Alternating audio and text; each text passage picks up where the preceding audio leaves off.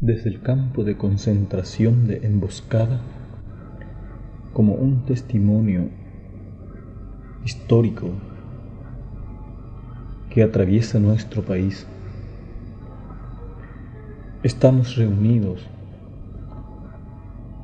unos compañeros, para dejar sentado como precedente algo nuestro, por no decir sufrimiento, porque sabemos que el pueblo afuera también sufre. Estamos reunidos alrededor de este aparato grabador. No sabemos a ciencia cierta si esto va a salir afuera. Trataremos de encontrar la forma para que pueda llegar a amigos, parientes y compañeros que aún siguen en la lucha por un destino mejor de nuestra querida patria. Sabemos nosotros perfectamente que es difícil la vida de la lucha o la vida dentro de la lucha, pero confiamos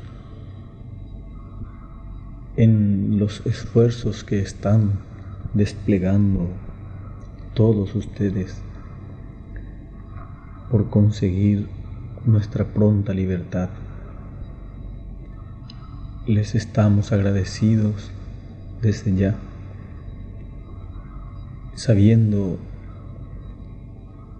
o mejor dicho, somos conscientes de esa situación. Entonces,